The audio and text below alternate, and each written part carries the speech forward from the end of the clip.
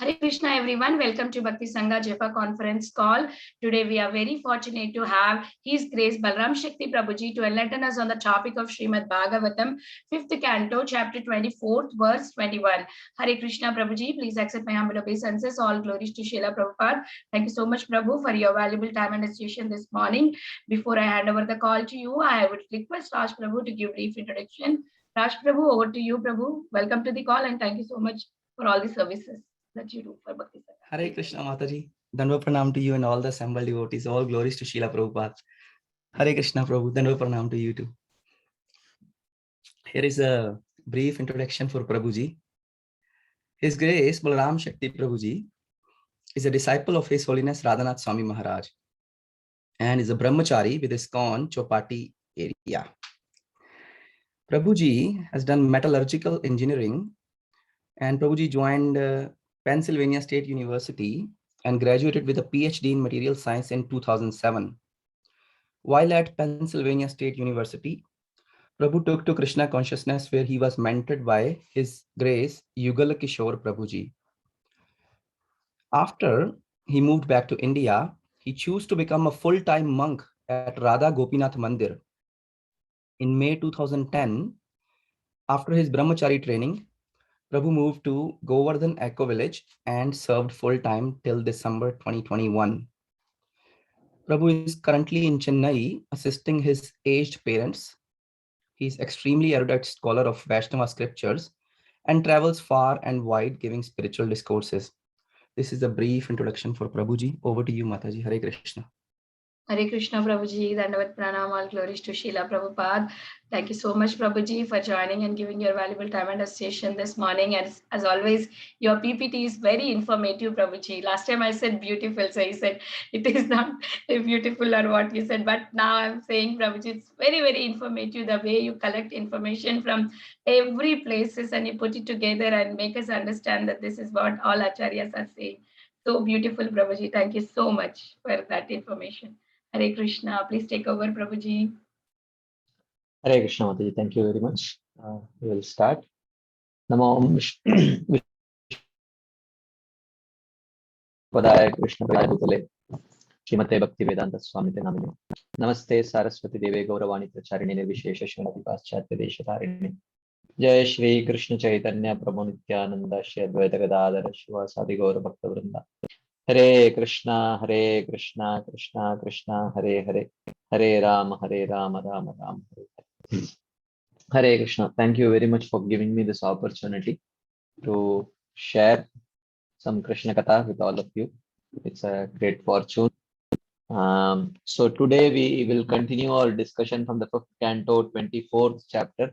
So today we will discuss the 21st verse where the cosmological information about the nether regions, the lower 7 planets is described. And in that, fortunately, there is description about Sutal Loka and Bali Maharaj. So, I mean, of course, everything is fortunate for Srimad Bhagavatam. So we'll read the verse, translation and purport and see what we can learn today. 21st verse.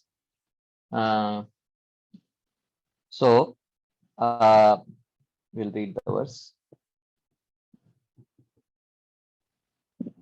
Tad bhaktanam atmavatam sarvesham atmani atmada atmatyaiva. So he says, the Supreme Personality of Godhead, who is situated in everyone's heart as a super soul, sells himself to his devotees such as Narada Muni. In other words, the Lord gives pure love to such devotees and gives himself to those who love him purely. Great self-realized mystic yogis such as the 4 Kumaras also derive great transcendental bliss from realizing the super soul within themselves. But it's a one-line purport. The Lord became Bali Maharaj's doorkeeper not because of his giving everything to the Lord, but because of his exalted position as the lover of the Lord. So that's one-line purport about why the Lord became the doorkeeper of Bali Maharaj. Well, the last many sessions that I have been discussing, I have been discussing primarily philosophical aspects. I have been discussing, why the living entity, how he becomes a devotee, how he receives the seed of devotion, and then about our own practice of devotional service. So today, just for a change, I decided we will just discuss pure katha today, which is quite uncharacteristic of my classes generally. So and the last few sessions also we had it quite interactive, but today we'll keep it purely non-interactive, which is also quite uncharacteristic of the way I do.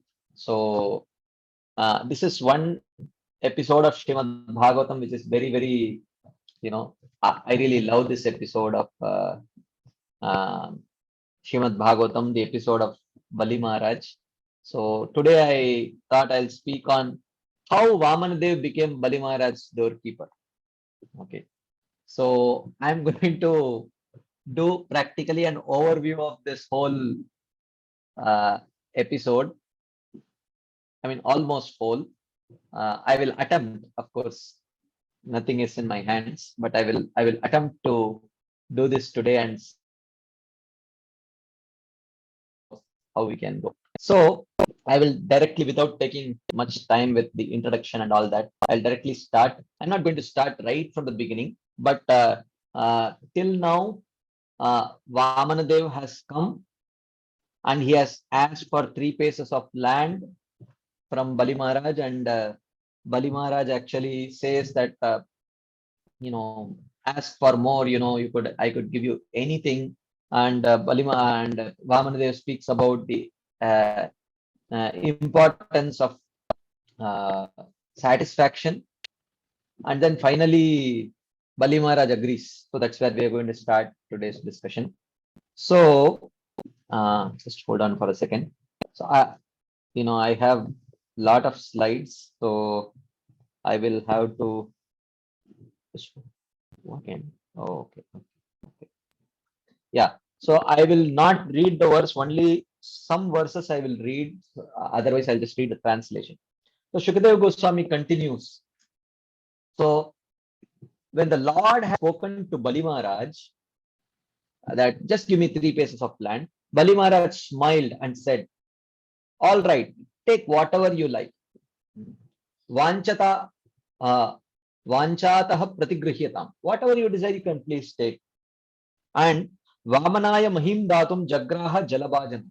And in order to confirm his promise, he took up his water pot and just to confirm.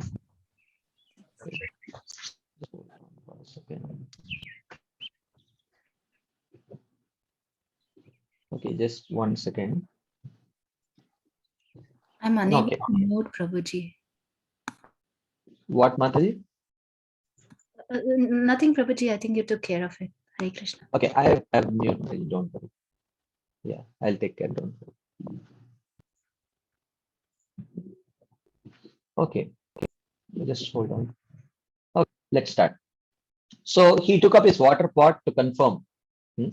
So Janan Vishnoho Chikirshitam Ushana Vidam Varaha Asureshwaram Shishyam Praha Vishnave Kshmam Pradasyantam.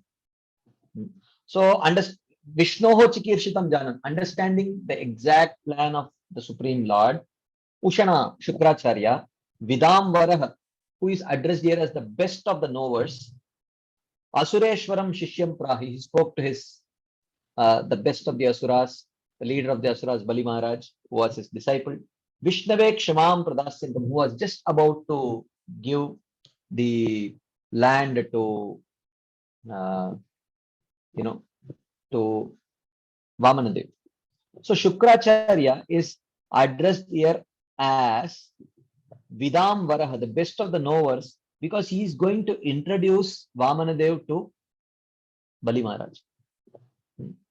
So Shukracharya said, O Vairochane, O son of Virochan, Yesha Sakshat Bhagavan Vishnu Dabhyeha. Do you know who this person is? This is not just a brahmachari. This is actually the Supreme Personality of Godhead. Kashyapad Aditehe Jato Devanam Karya Sadakah. And do you know he has appeared as the son of Aditi and Kashyapa, who are the fathers of all the demigods, and Devanam Karya Sadakah. He has come to fulfill the desires of the Devatas.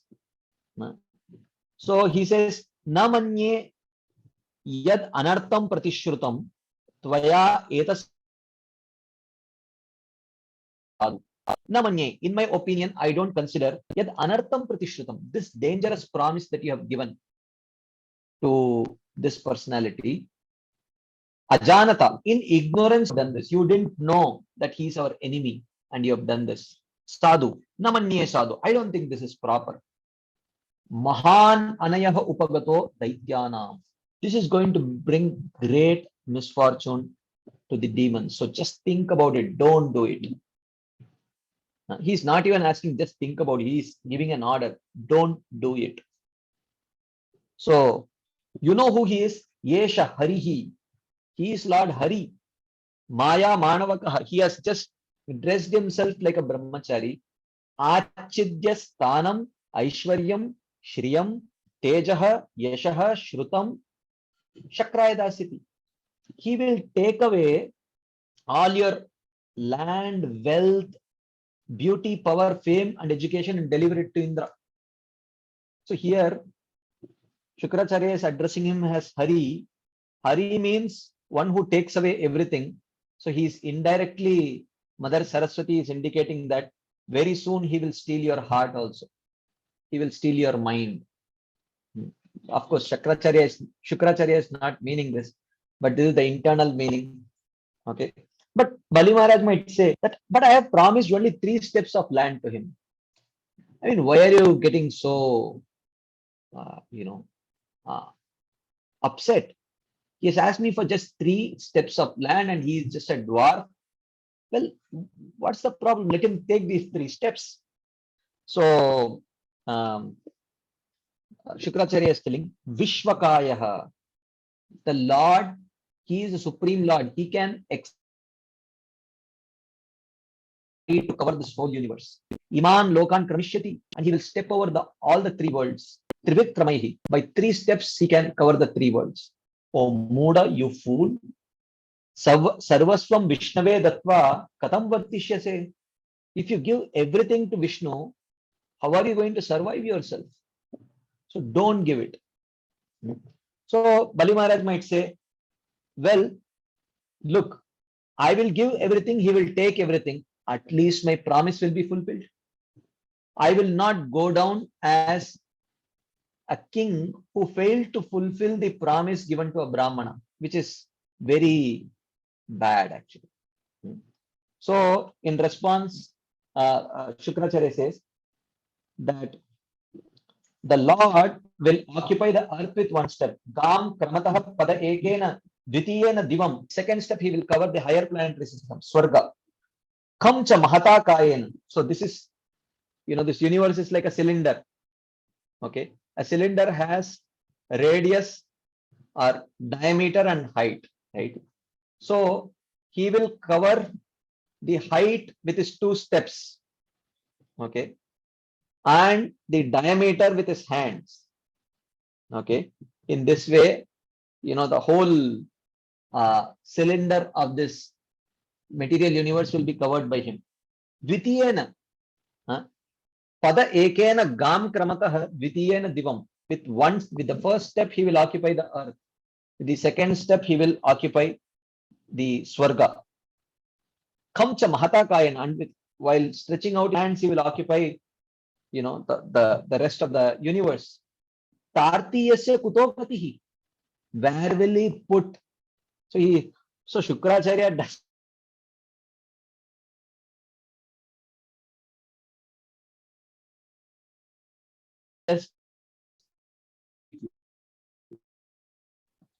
He will. So don't think that at least even if the Lord takes everything, at least you will you can have the satisfaction of fulfilling your promise.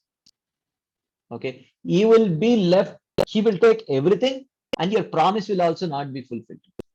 Okay. Someone is telling that my voice is breaking. So what I'll do is I will switch off my video for now and then continue. Okay. So that's what he says. That so your promise will also not be fulfilled, and then he will take everything also. So what is the use? And what will happen if your promise is not fulfilled? Bhavan hi pratishrutam apradatuhu manye yah pratishrutasya pratipadayitum anishah nishtante narake. Because you will be unable to fulfill your promise given to a brahmana. You have to go to hell and suffer. Then Bali Maharaj says, well, look, I may not be able to fully fulfill my promise. I may not be able to give 3 steps. At least 2 steps I can give. At least part of my promise will be fulfilled. So rather than refusing to fulfill my promise, at least I can fulfill part of my promise. So in response to this, he says, na prashamsanti tad dhanam. Charity is not glorified, yena vrittir vipadyate, by which one's livelihood itself is endangered. You can give in charity, but not at the cost of your own family, your own livelihood. Okay, that kind of charity is not glorified. Don't try to be over smart. That's what here he's suggesting. Dhanam yajnaha tapaha karma loke vrittimato yatah. Don't you know that the Shastras say charity or sacrifice or concentration of mind, fruitive acts, everything is supposed to be performed only according to one's capacity, not beyond that. Right? Then he says that Panchada Vibhajan Vittam Dharmaya Yashase Arthaya Kamaya Swajanaya Cha Iha Amutra Chamodate.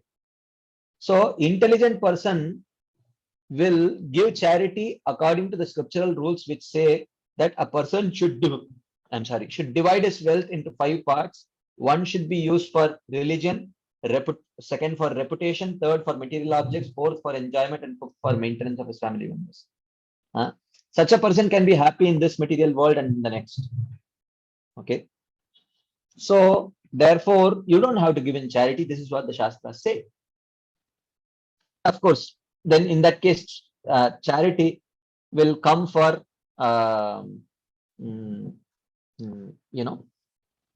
elevating him to the higher planet, but not at the cost of the other things. How will you will not have anything left for your for the religion, for your own reputation, for the material objects, for the enjoyment, and for maintenance of your family members. You can't neglect all of that and give in charity. Right? So then Bali Maharaj asked, look, I have already told him that I have something to give. I have promised him. Now, if I say that I have nothing, then it will be a lie. And how can I avoid the sin of lying? So Shukracharya says, look, according to the Vedic scriptures, what is not preceded by Om is untrue. So when you are giving in charity, if you don't chant Om and give, that is not considered to be a promise. Did you chant Om? You didn't chant. So in the strictest sense, it is not untrue. And moreover, Shukracharya says, maintaining your body is more important than maintaining the truth. Ultimately, if by speaking truth you are not even able to maintain your own body, what is the use of maintaining the truth? So therefore, don't do it. And if you don't speak the small untruth, then your body will die. And what is the point of speaking the truth and losing all scope for enjoyment? You will speak the truth, but you will lose all scope for enjoyment. What is the use of that? And then he says, anyway, look, the Shastras criticize, or common men criticize only a habitual liar. Only such people become infamous. You are not a habitual liar. You will not become infamous. Don't worry. And moreover, Bali Maharaj, you should know that the Shastras say when you are trying to flatter a woman while in joking or in order to get married, in earning one's livelihood, in dangerous circumstances, in protecting cows and Brahminical culture, or in protecting a person from an enemy's hand, falsity is never condemned. You are in a dangerous position, circumstance. Practically not just you, your life and the safety of your whole clan is under threat. So at this stage, you should speak a lie. Nothing wrong in that, right? So then, Bali Maharaj, having thus advised the Shukracharya, he remained silent for a moment, and then he spoke. So our Acharya say, why was Bali Maharaj silent for a moment? He was thinking and he was trying to apply some discrimination. He thought that if his guru advised something against the desire of the Lord, then there would be no fault in disobeying his instructions.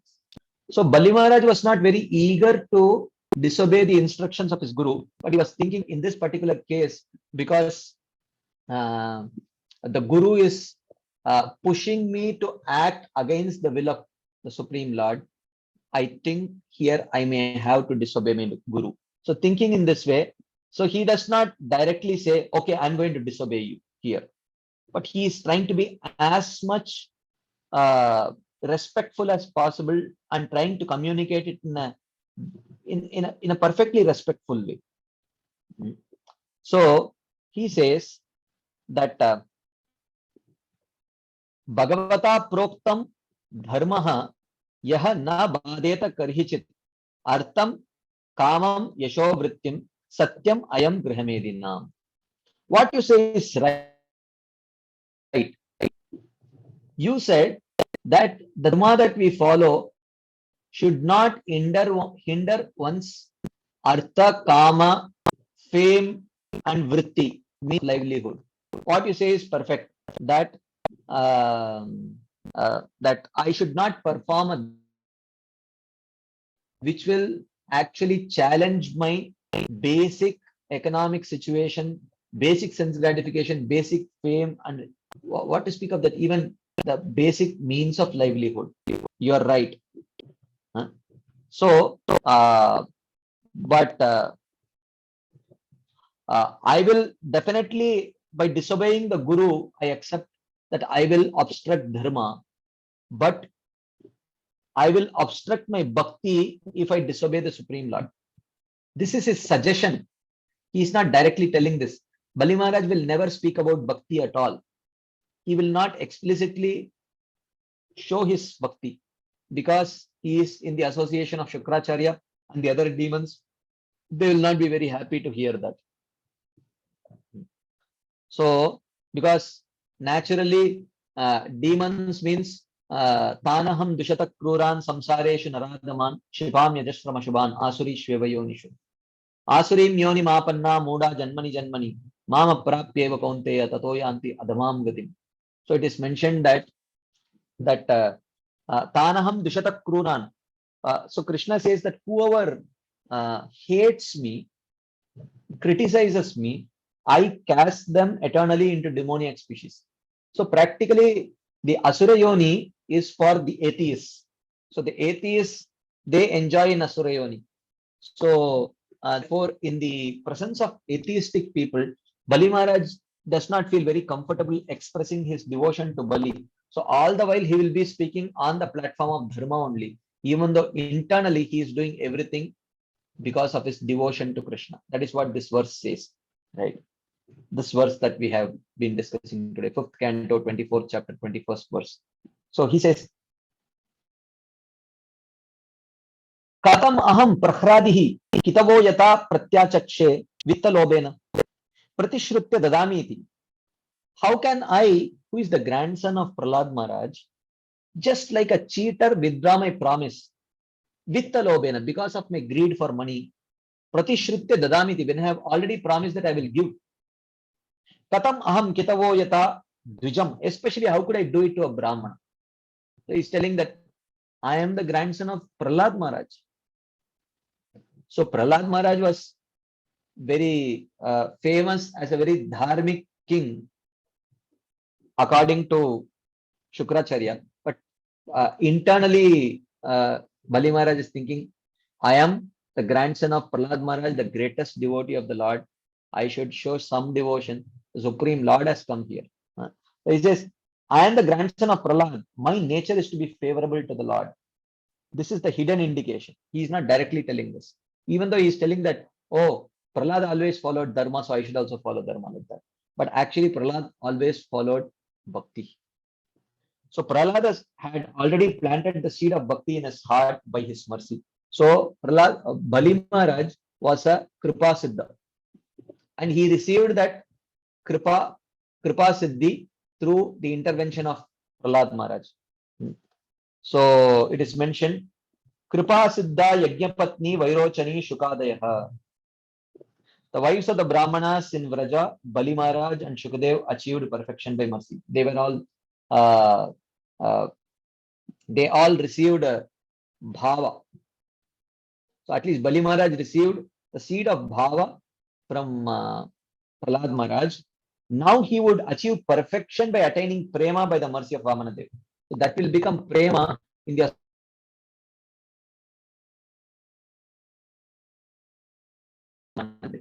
So Bali Maharaj directly bhava matured into prema. That is what is described here.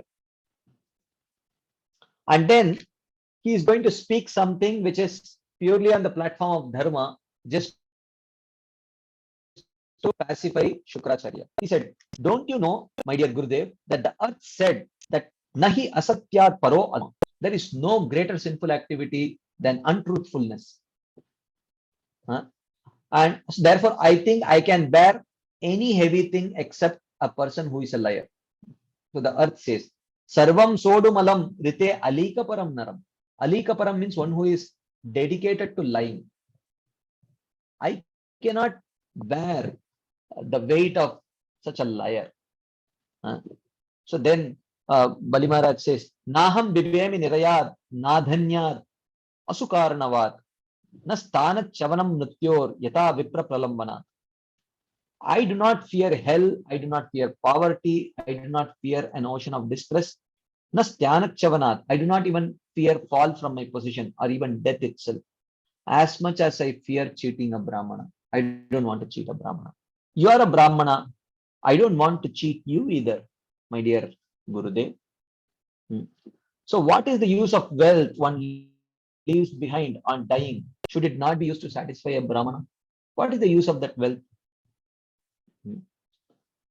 So he says that Bali Maharaj says, if by your order a Brahmana is not satisfied by charity, what is the result of that wealth which one gives upon dying anyway? If I don't give this to this Brahmana and earn some piety, fame, etc., I am not going to take this wealth with me. Therefore, isn't it appropriate that I should give this wealth for his pleasure and earn some piety and fame? So now he knows that he is Vishnu. Why is he speaking as if he is Brahmana, Brahmana, Brahmana and not quoting Vishnu? He says, though he knows Vishnu is his Lord, he does not give respect, obeisances and prayers to the Lord by his increased bhakti in order to not give sorrow to Shukracharya and the demons. Because they were all Tanaham Dvishata Kruran. They were all Dveshis. So he didn't want to explicitly displace devotion. So therefore he addresses the Lord as a Brahmana in order to hide his bhava for the Lord. So he's arguing everything based on, oh, he is a Brahmana, I have to give, that is dharma, that is dharma, that is dharma. He's not talking about bhakti because that cannot be understood by these people. Then he says, Dadichi, Shibi and many other great personalities were willing to sacrifice even their lives for the benefit of people in general. So for people in general, Dadichi, Shibi and others sacrifice their lives. So, and I am not sacrificing my life. He asked me for just some insignificant land. And he says that Time has destroyed all enjoyment of demoniac kings who did not turn from battle and who enjoyed the earth. But time has not destroyed whatever reputation they achieved. You said, I will lose my reputation by giving this wealth. I don't agree with this point. People, Kshatriyas who were valorous on the battlefield, they lost their lives and wealth, but they gained fame. Similarly, if I lose my wealth by giving in charity, I may lose my wealth, but I will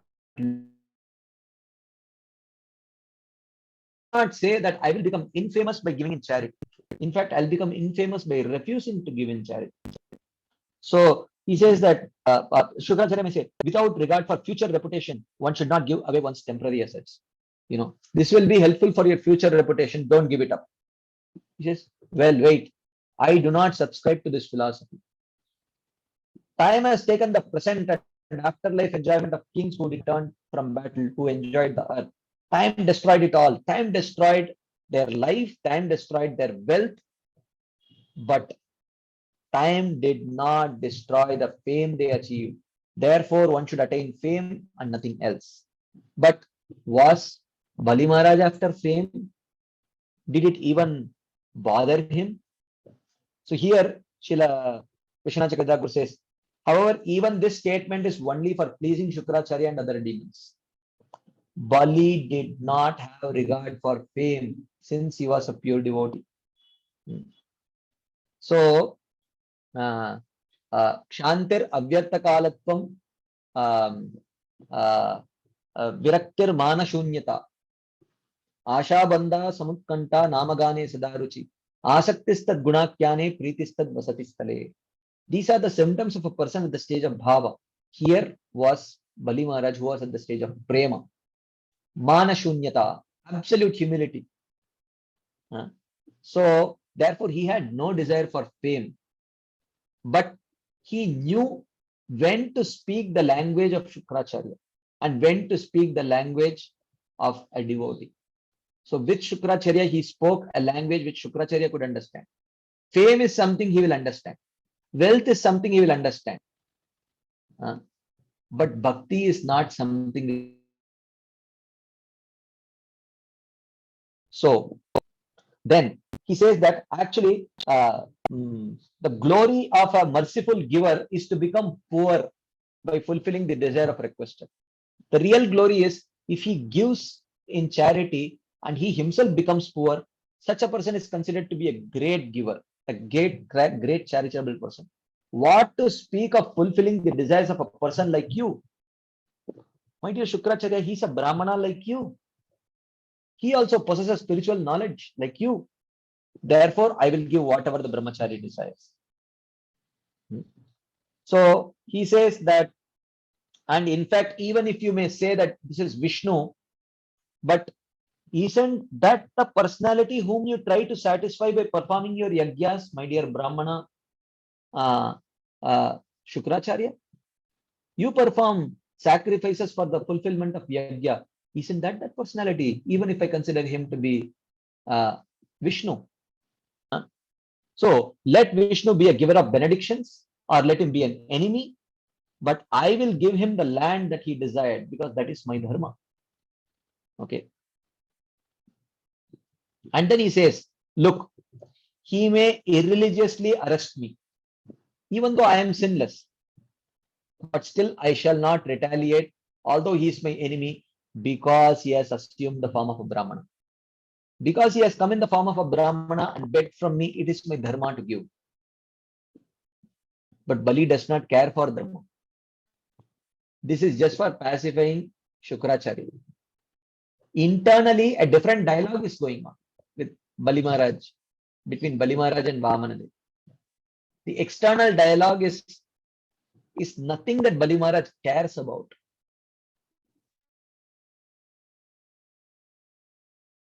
He wants to do this purely for pleasing Vamanadev and for nothing else. But he wants to do it as much as possible while following the etiquette, while not breaching the etiquette of disobeying, of publicly disobeying the orders of his spiritual master. He is doing it, he has to do it, but he wants to do it as gracefully as possible. Okay, like that. So he says, that since he is Vishnu of imperishable fame, he will not give up that fame. Killing me in battle, he will take that land. I can never kill him. Because here he says that the Lord will not give up his fame. If I say, okay, I will not give my land to you. Okay. So then, unable to tolerate a broken promise, then he will request me for a fight. Come, let us fight. And because I am a Kshatriya, I cannot refuse fight. And if I fight with him, he will kill me in battle and take the land anyway. So if I refuse, as you say, if I refuse, he is Vishnu. He will not tolerate a refuse to promise. So he will ask me for a battle. If I fight with him, he will kill me and take the land. Better I give the land and save my life. This is what is the argument. This is the external argument of Bali Maharaj. Even though Bali Maharaj does not care a damn about dying or living, when he has a golden opportunity to please the Lord of his life, right? But Shukracharya may say, hey, look, wait, in a battle anyone can win. But he may be defeated by you since you are a great warrior, Bali Maharaj. Just come on. Lie down in a battle because Vishnu can never be killed. So what are you suggesting to me? So therefore, so thereafter, Shukracharya, Daiva Prahitaha, influenced by previous offense to the Lord, Shashapa Manasvinam Shishyam, he cursed his generous disciple, Satyasandam, who was fixed in fulfilling his promise, Ashradditam, who was not showing faith in his Guru, Anadeshakaram, and who was willing to disobey the orders of his Guru, Shukracharya decided to curse. So why was Shukracharya, despite being a Brahmana, acting this way? Because he was influenced by previous offense, which was unfavorable for developing the bliss of prema to the Lord. So he could not, he was influenced by his previous offense. That's why he was acting in this way. So he said, Agnya, oh you foolish person, Panditamani, you are a fool, but you think you are very learned. Like Krishna is addressing Arjuna. Ashochan anvashochastvam pragyavadamscha bhashase. Gatasun agatasuncha nami shochanti pandita. Similarly, he says, you are a fool, but you think you are very learned, Bali. Dudam stabdosi, you are so stubborn. You are a fool. A fool is okay. Being foolish is fine. But a fool who thinks that he is very intelligent is a problem. And if that fool who is intelligent, he is so stubborn and asmadukrekshaya, and he is willing to the extent that he is willing to disobey the orders of a bona fide guru. Your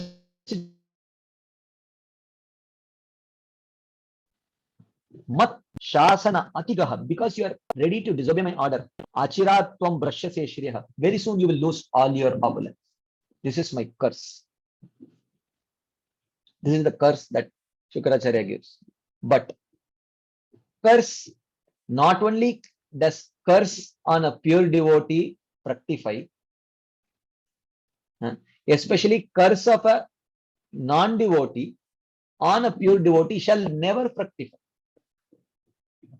But not only that, when very exalted devotees are cursed, then the words of the cursing person take on a different meaning, because Saraswati cannot tolerate such words being spoken against the devotees of her Lord. So she will give alternate meaning. So the other meaning is as follows. Mat shasana atiga, because of surpassing my order and going to Vishnu, achiratvam brashyate shriyam, he says, like, right? Achiratvam brashyase shriyah. You will very soon be bereft of all your opulence. This is one understanding. So another meaning is, you will not lose your wealth for a long time, for a short time. Achirat, not for a very long time. For a very short while you may have to lose your wealth, but very soon you will attain the eternal wealth given by Vishnu. This is the inner meaning. Like that. But even after being cursed in this way by his guru, Bali Maharaj was not swayed in his determination.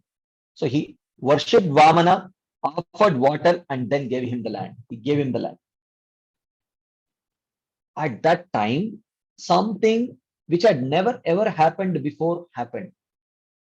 Bali Maharaj's wife Vindhyavali, who was decorated with a necklace of a golden pot of water for washing the Lord's feet. Now one may wonder, why is it so great? Bali Maharaj's wife was extremely shy, unexposed even to the sun, but was unable to conceal her agitation because of joy. Vindhyavali was also a great devotee. How could it be otherwise? Because she had association of a prema bhakta like Bali Maharaj, and she loved a great devotee of the Lord.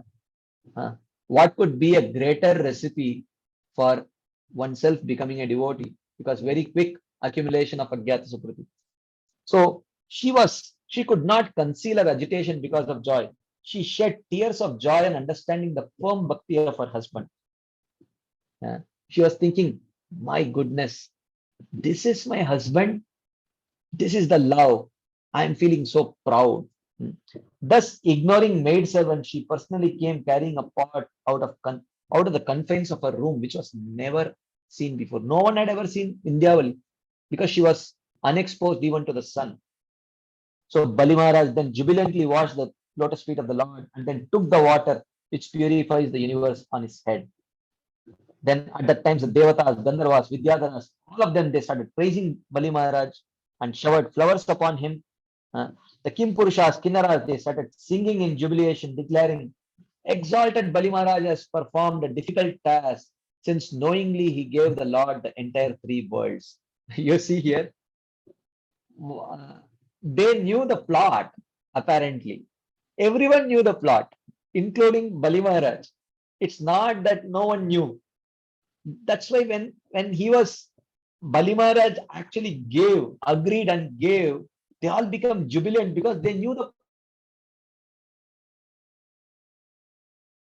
happen. Even though he asked for 3 steps of land. So the Kim Purushas, Gandharvas, they were all glorifying Bali Maharaj and telling, exalted Bali has knowingly he gave the Lord the entire 3 worlds, which means they knew that he was going to expand as Trivikrama, right? So then, as soon as this happened, the Lord expanded astonishingly and started covering the whole material realm. This was not inappropriate because Bali Maharaj previously had told Vamanadev, take whatever you want. Therefore, the Lord was free to increase his size to take whatever he wanted. Okay. And everyone observed that the Lord's size was increasing. It was covering the whole universe, all the mountains and everything, the birds and animals, everything occupied various parts of his body. So Bali Maharaj basically saw everything in the gigantic body of the Lord, the Trivikrama. So when the demons saw the universal form of the Supreme Lord with Sudarshan Chakra in his hand, and when they saw his thundering bow of intolerable power, they became perturbed. And suddenly the Lord's conch shell, his club, his sword, his shield, and the quivers, all of them, they started offering prayers. All the paraphernalia of the Lord, they started offering prayers to the Lord. And then all the Lord's associates headed by Sunanda, they started offering prayers to the Lord. So the Supreme Lord then covered the earth belonging to Bali with 1 footstep, and he covered the sky with his body and all the directions with his arms.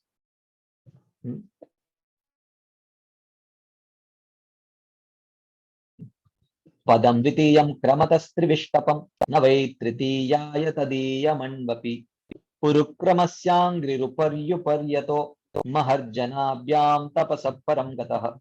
Padam vitiyam, with his second step, kramatas trivishtapam, he covered the heavenly planets.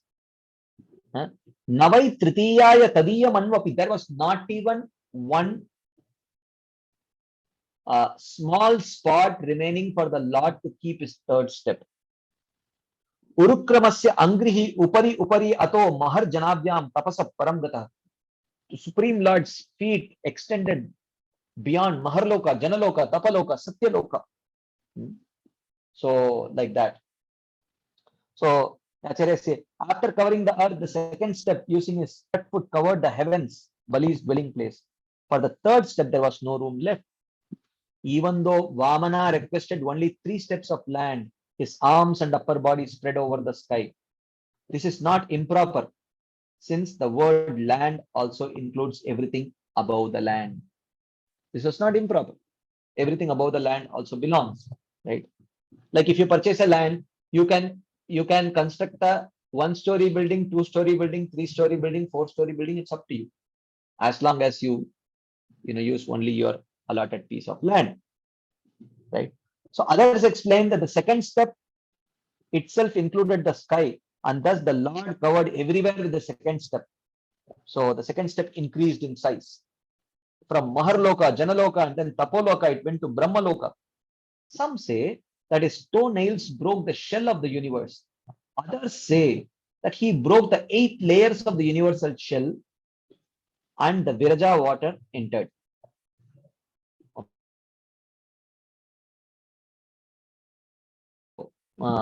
Then as soon as this happened, Vamana's foot was crossing through Maharloka, Janaloka, Tapaloka, Satyaloka. Suddenly, feet of the Lord is passing through Brahmaloka, Satyaloka, and Brahmaji is watching the lotus feet of the Lord. And Brahmaji took advantage of this opportunity. So when the Lord's effulgent feet was crossing through Brahmaloka, Brahmaji's own effulgence became dim by the light from the effulgence of the Vamana's moonlight toenails. So immediately taking advantage of the situation, he offered respects to the Lord. And the great sages headed by Marichi and by yogis like Sanandana, they also offered respects to the Lord, who were all in Satyaloka. The Vedas, Upavedas, Puranas, Samhitas, etc., they all offered respects to the Lord. Then not only that, Brahmaji offered foot water to the Lord's raised feet. He washed the Lord's feet also. Then Brahmaji, who appeared from the Lord's navel, then worshipped the Lord with devotion and praised him. And the water from Lord Brahma's pot, which was purified by washing the lotus feet of Vamanadev, became the water of Ganga. So, and falling down from the sky, it purifies the 3 worlds like the pure flame of the Supreme Lord. So, there are 3 standings of what is Ganga. Some people say when the Lord, and that is described here by the Acharyas, some say when the water from his pot purified by washing the Lord's feet became Ganga. But 5th canto says that Ganga arose when Trivikrama pierced the 8 universal shells, Trivikrama's 2nd feet, and the Viraja river, and that Viraja river came through that hole, and that became Ganga. This is the second understanding. And elsewhere it is also mentioned Ganga is directly the liquid form of Narayana. So which is correct? Srila Vishwanath Chakravarti reconciles this. He says it should be understood that all 3 of these mix and become Ganga. All 3 of these mix and become Ganga. So when Trivikrama's lotus feet pierces through the 8 layers, and Viraja water comes, and simultaneously the foot wash of Vamanadev by Brahmaji from Brahmaji's pot, that also mixes with that, and simultaneously Brahmaji, Ganga is also the liquid form of Lord Narayana. Okay, and this Ganga falls in the sky and purifies the 3 worlds. Okay,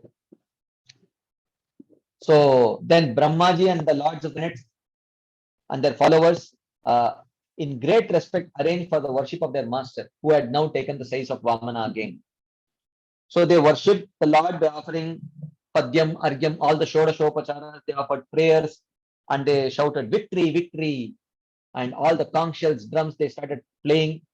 And very quickly, Jambavan came there, sounding the bugle in all directions and declared a great festival for Vamana's victory. Right? And when all this was happening, in a few minutes, right in front of the in front of the eyes of the demons, all of a sudden, their master, who was the Lord of the three worlds, had become a total beggar. And the demons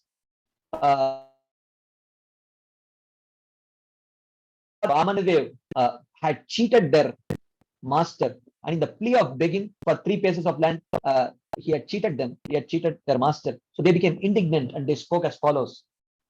Oh, this Vamana is certainly not a Brahmana, but the greatest of cheaters, Vishnu. He has assumed the form of a Brahmana and covered his form and is working for the interests of the Devatas. Okay. So our enemy Vishnu, dressed in the form of a begging brahmachari, has taken away all the possessions of our master, who, because of his position in performing sacrifice, has given up the power to punish. Because he was performing sacrifice, he has given up the power to punish. So he says that our Bali Maharaj is always fixed in truthfulness, and this is especially so at present, since he has been initiated into performing a sacrifice. He is always kind and merciful towards the Brahmanas. He cannot tolerate speaking lies at any time. So he will not do anything. Therefore, it is our duty to kill this Vamanadev. Okay. And in this way, even though Bali Maharaj did not want, they took up their weapons and started rushing towards Vamanadev. As soon as they rushed, the Vishnu Dutas and the associates of Lord Vishnu, they took up their weapons, and while smiling, they very easily defeated them.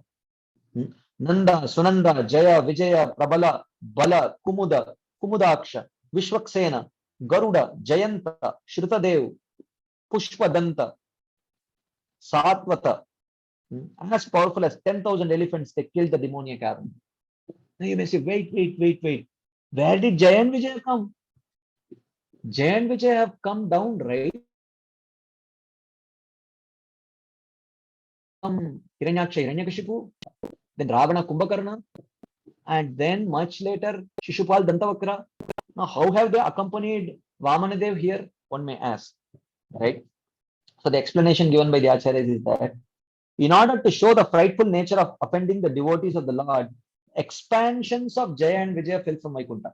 So this is the explanation of Srila Vishwanath Chakravarti Thakur. Jaya and Vijaya did not come down. Only expansions of Jaya and Vijaya came. Okay. The original forms remained in Vaikuntha, and in the present pastime, they assist the Lord in the fight. Their expansions playing the roles of demons stayed in the material world until Krishna liberated them. So it was only the expansions of Jaya and Vijaya. Right? It was not Jaya and Vijaya also. So when Bali Maharaj saw that his soldiers were being killed in this way, so he remembered the curse of Shukracharya, and he told them, he started preventing his angry soldiers from fighting. So he said, look, please hear my words, do not fight, stop immediately. Time is not in our favor. Okay. So when time is against us, it is not possible to overcome that which has the power to create happiness and distress of all living beings. Okay. So that supreme time is not in our favor. No one can surpass that time, influence of time. So these very same followers of Vishnu, the Devatas, were defeated by you when the time was right. But now the fate and time is not on our side. So we have to wait. Don't worry. Don't fight and lose your lives. Just save your lives and wait for the right time. Like that Bali Maharaj said. Because these demons are atheistic people, will not understand traditional instructions given by Bali Maharaj. So he spoke in a language that they could understand. So previously these very same devatas were defeated by you, right? You are capable of defeating, but be intelligent. Don't be foolishly aggressive. When the time is not right, you have to strategically take a back step. Okay, save your lives and wait for the right time. That's what he said. If providence is in our favor, we shall be able to gain victory over them. Therefore, we must wait for the time which will be favorable to us.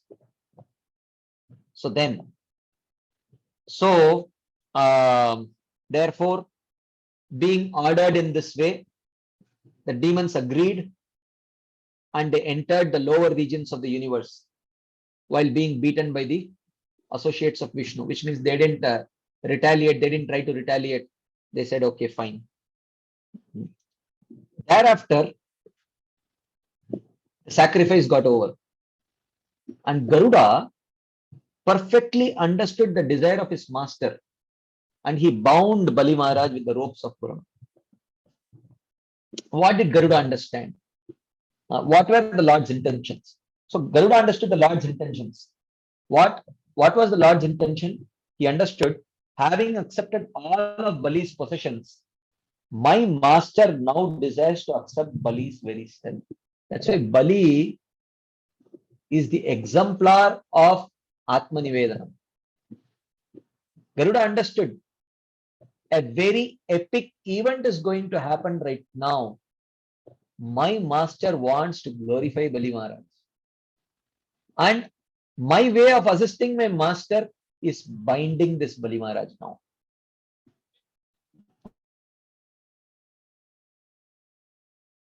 He wants to own his own devotee. And what could be such a greater thing for a devotee than to be owned by the Lord? The devotee feels that he owns the Lord, and the Lord feels that he owns the devotee. This is called as Atishaya Mamatva. Atishaya Mamatvankitaha. This is a symptom of prema. This intense feeling of possessiveness towards the Supreme Lord. And the Supreme Lord, if he feels the same way towards the devotee, that is the perfection. Garuda sensed it right. And he understood his role. My role is to bind Bali Maharaj now. Unable to pay his debt, the Lord will become Bali's doorkeeper. So who is the debtor here? Not Bali Maharaj. Garuda feels, my Lord will become hopelessly indebted to Bali Maharaj, and in order to repay his debt, he will become the doorkeeper of Bali Maharaj. In order to broadcast to the world the Lord's dependence on his devotee and the excellence of his devotee, I will show everyone Bali's indestructible fortitude by punishing him. This is what was the Lord's intention. I will show to the whole world my Bhritya Vashyata, how I am controlled by the love of my devotee. And I want to show the excellence of my devotee Bali Maharaj. I am not the hero here. I have come to glorify my devotee. My devotee is the hero, undisputed hero. I want to show this. And very clearly Garuda understood. And thus he played his role. He bound up Bali Maharaj.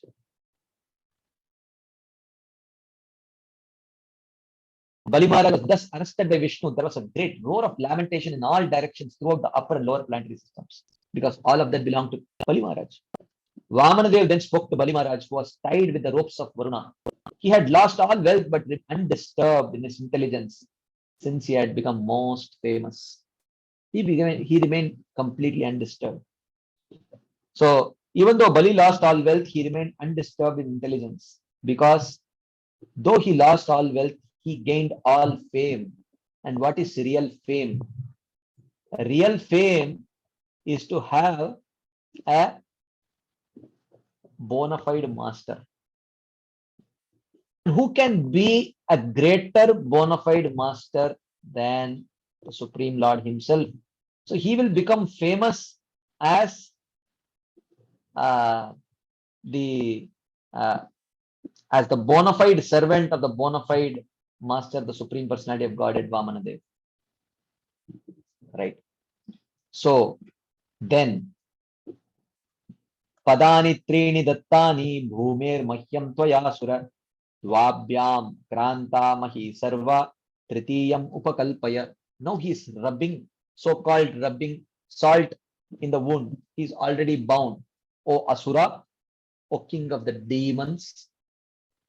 Tvaya mahyam dattani padani treni bhumehe.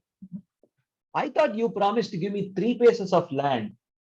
Dvabhyam kranta mahi sarva. By 2 of those spaces, I have covered the whole universe. Triyam upakalpaya. Can you please tell me where I can keep the 3rd step? Because as far as the sun shines with its rays, and as far as the moon shines along with the stars, and as far as the clouds pour rain, all and throughout the universe is in your possession. You are the Lord of this universe. But I have covered all of that in just 2 steps. But you promised for 3. Can you please tell me where can I put the 3rd step? Padaikena mayakranto bhurlokakam dishastanoho swarlokaste dvitiyena pashyataste swamatmana. Maya pada ekena bhurloka akrantaha. With 1 step I have occupied bhuloka. Kam dishastanoho. With my body I have covered all the sky and all directions. Te pashyataha. And while you are watching, dvitiyena swam atmana. Te swarlokaha. With my 2nd step, I occupied Swarga, which is owned by you. So Bali Maharaj says, what can I do if I cannot fulfill my promise, my Lord? You tell me, what can I do if I cannot fulfill my promise? The Lord says, Pratishrutam adatuste niraye vasa kishyate vishatvam nirayam tasmad guruna cha anumoditah. Pratishrutam adatuste. Pratishrutam means promise to give charity. Because adatuhu, because you have been unable to fulfill this promise of charity, niraye vasa ishyate. Niraye means hell. You are fit to live in hell, for your information. Tasma, therefore, vishatvam nirayam, therefore you enter hell. Guruna cha anumoditah. Along with your guru, take your guru along with you. Don't leave him alone. Right? So niraye tvam vas. Niraya speaks, he speaks twice, right? Nirayam, niraye. You should live in hellish planets. Okay. So this is where he says you should live in hell. The Lord now speaks to show the world the steadiness and pure bhakti of Bali. Narayana parasarve nakutaschana vidyati swarga apavarga narakeshu api tulyartha darshini. This is approved by your guru.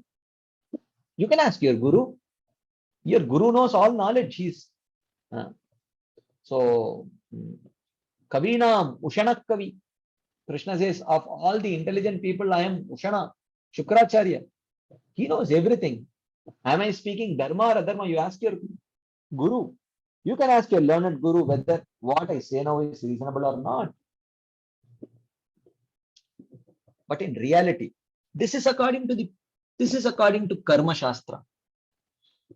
But Bali Maharaj is not an ordinary materialistic person. Bali Maharaj is a devotee. What is the principle for devotee? In the episode of Ajamil, in the episode of Ajamil, it is mentioned, Jihvana Bhakti Bhagavad Gunanama Deyam Chetaschana Smaratita Charanarvindam Krishnaya no Namati Yat Shiraye Kadapi Tananayadva Masato Akrita Vishnu Pratyam. In instructing his Yamadutas, Lord Yamaraj says, my dear Yamadutas, hear this instruction from me very clearly. Henceforth, bring to me only those people who have never ever served Vishnu, whose heads have never ever bowed to my lotus feet or bowed to Krishna's lotus feet, and whose tongues have never once glorified the name, form, qualities, pastimes of the Lord. Only bring such people once. If they have once done any of these one things, you should not bring them to hell. This was the standing order of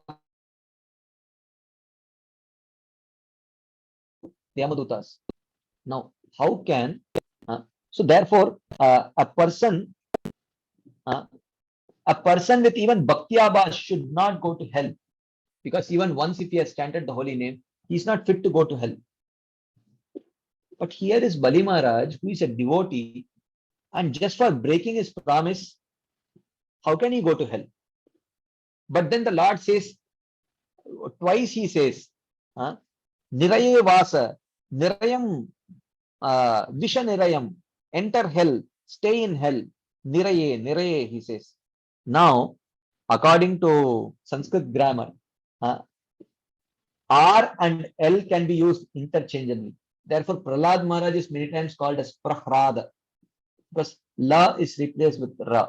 So similarly, when you replace Ra with La, it becomes Nilaye.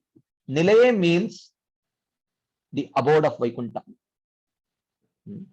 So now what he says is, though now I am ordering you to enter my special place, Sutala, supplied by me, after your position there is finished, I will have you enter Vaikuntha. Nilaye. Nilaye Visha.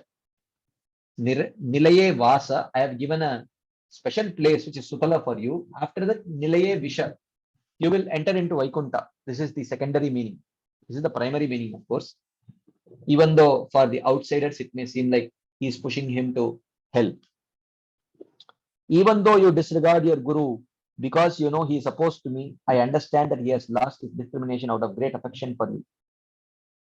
He is also dear to me, therefore go with him to Sutala. So now you may say, on the external meaning is you go to hell, you take.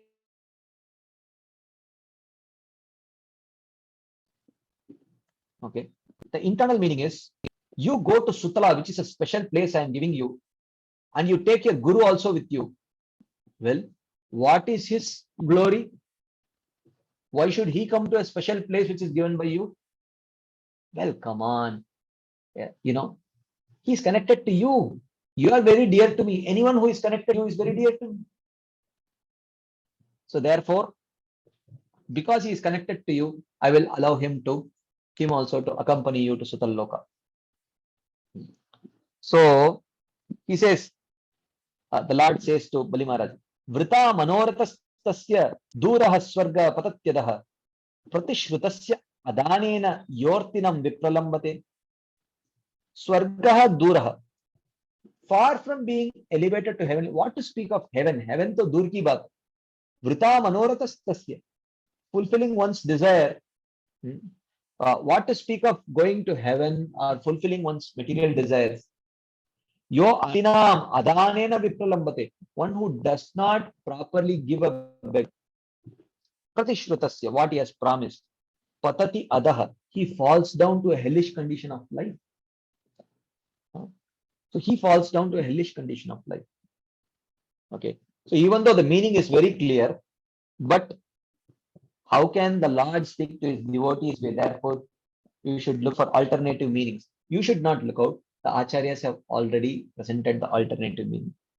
He says, since you are my devotee, you should not be aspiring for the position of Indra or Swarga. It is useless. I am willing to give you Vaikuntha. Why do you want to take Swarga? Swargya Duraha. Keep the Swarga far away and come to my Vaikuntha. That is what.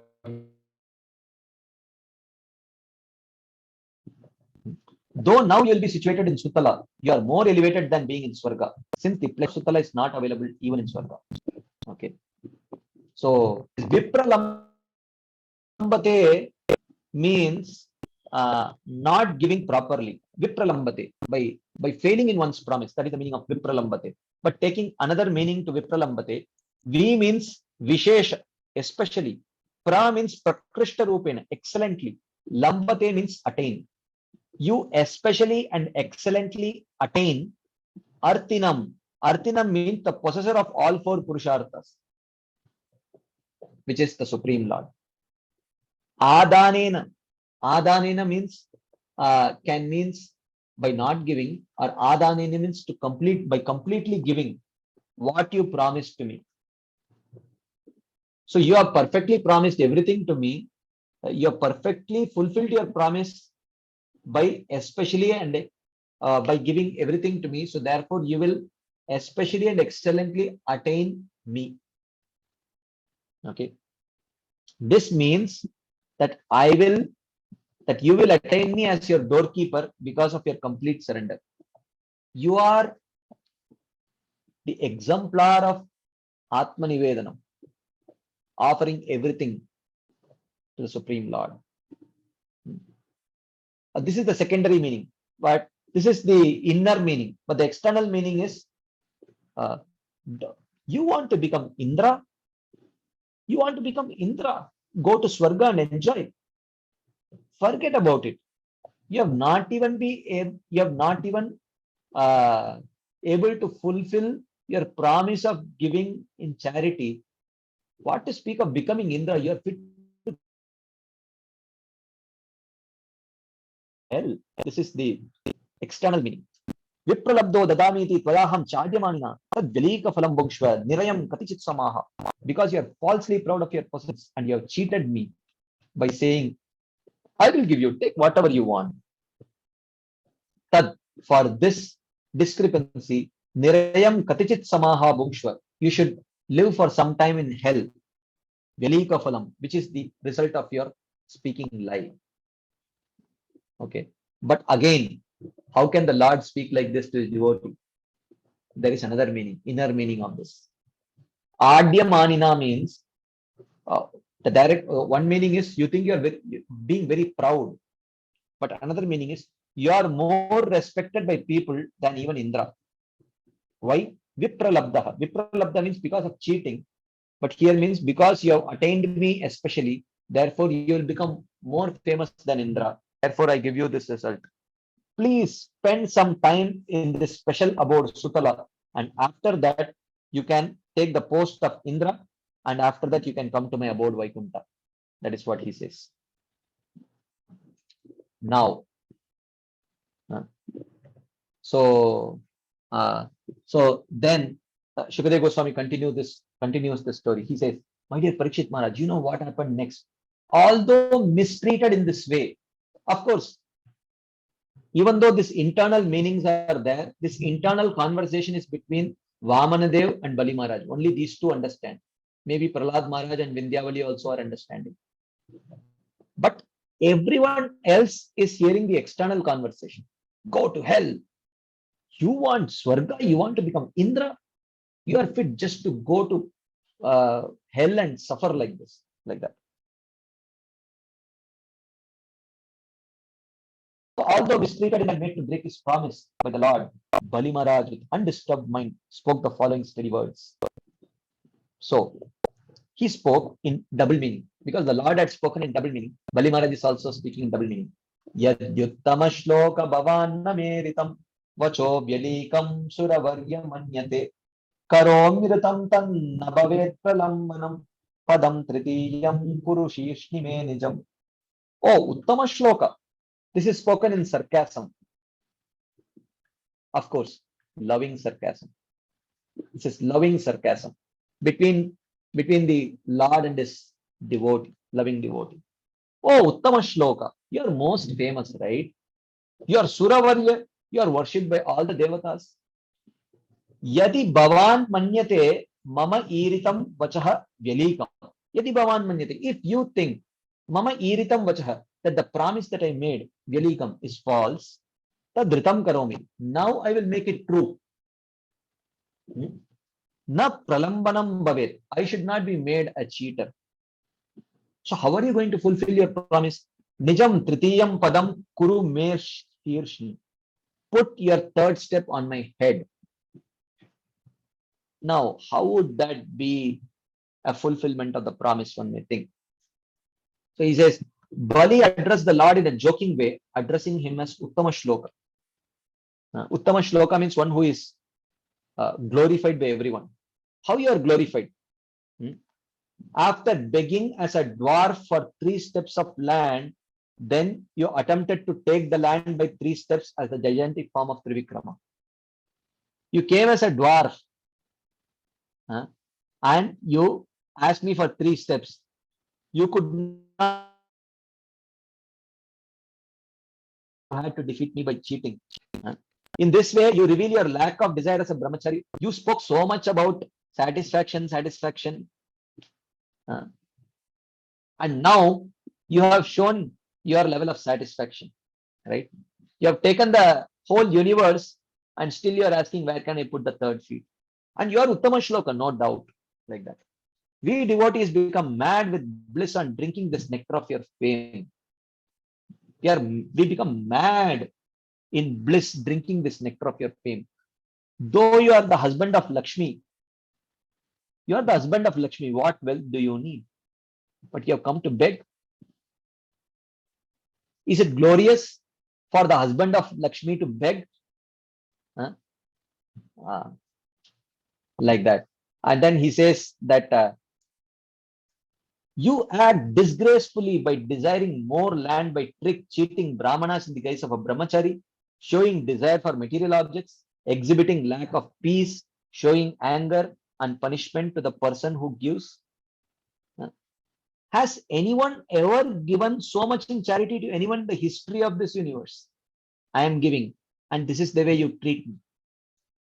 Of course, this is spoken in jest, joking, loving sarcasm. And this is an internal dialogue. The other people who do not have that devotion cannot understand this. And you destroyed the intelligence of my guru who had the knowledge of scriptures. You sided with Indra and others who were barely touched with a small drop of your mercy. And you sided against me who became submerged in a great sweet ocean of your mercy. Thus the poets glorify you as most famous. In this way, he speaks meaning in joking, loving sarcasm. This is the inner meaning of addressing him as Uttama Shloka. Yadi manyate mama vachaha velikam. If you consider my words false, what is the meaning of that? It means that actually it will be impossible for you who desire to conquer unjustly your devotee to make the words of your devotees false. So he says that, my dear Lord, Kaunteya pratijanihi name bhakta pranashyati. That is your promise. And that too, you didn't want to make the promise because you may break your promise. You asked Arjuna to go and promise because you will never make the words of your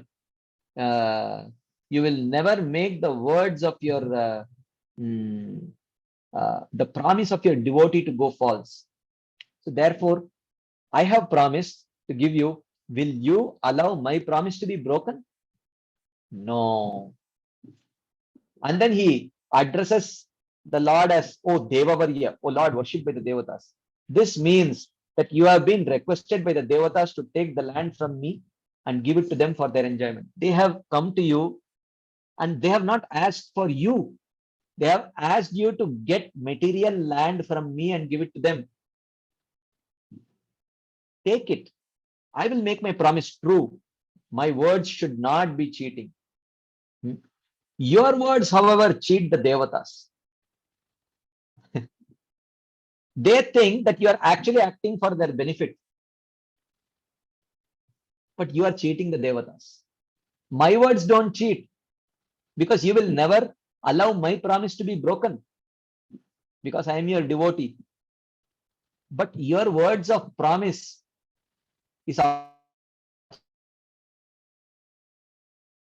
the Devatas. Since you offer to them Dharma, Artha and Kama and not the nectar of your lotus feet when they praise you. They praise you, you give them only Dharma, Artha, Kama. Therefore, put your third step on my head. Now, you may say, oh, how does that fulfill the promise?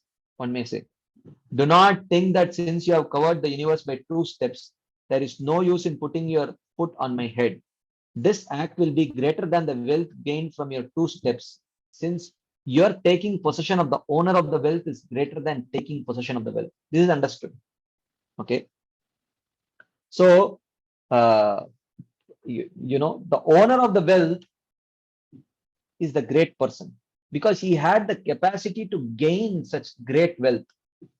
So, if you take his wealth away, because he is a capable person, he can earn that wealth again. So, along with taking that wealth, to take possession of that owner is the greatest thing, because when you take possession of the owner, because he is capable of earning everything, whatever he earns will be yours. Therefore, your third step With your third step, you have actually gained something valuable. With your 2 steps, you have not gained something very valuable. Your third step is the real valuable step. Put it on my head. This is what Bali Maharaj is telling here. And then he says, look, I do not fear living in hellish life. I do not fear falling down from a position. I do not fear being bound by the ropes of Varuna like you have bound me. I do not even fear suffering unbearable calamities or anything. I only fear defamation by the devotees. Let me not be defamed by the devotees. The devotees should shower their mercy upon me. Like that.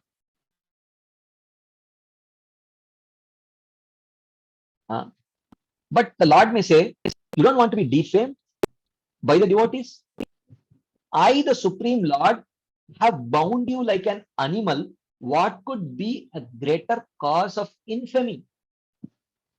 Have I not defamed you? Now, so he says, Pumsam shlagyatamam manye dandam arhatamarpitam yamna mata pita brata suhridascha adishantihi. So he says, Mata pita brata suhridascha. A father, mother, brother, or friend, yamna adishantihi. He does not punish his subordinate in a thoroughly correct manner. They cannot properly punish their subordinates. Manye dandam arhattama arpitam pumsam shlagyatamam. But I regard this punishment that you have given me as the most praiseworthy thing, as the most exalted punishment, because your punishment can give the greatest results. Then the Lord says, hey, you are an asura and you are glorifying me for helping you, but am I not famous for helping the devatas and not the demons? So he says, Tvam nunam parokshaha naha asuranam paramo guruhu. You are helping us in a paroksha way, in an indirect way. How? Yaha chakshuradishat vibramsham naha aneka madandanam. Because by giving us the eyes to see the blindness that has consumed us in the form of pride. By defeating us, you have given us the eyes to see our own blindness in the form of pride. But by giving them all the wealth,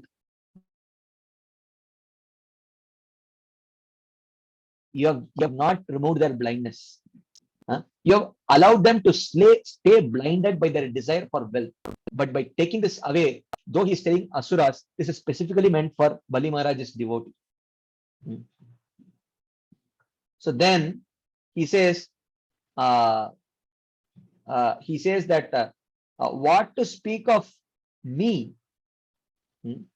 I am at least a devotee, of course, right?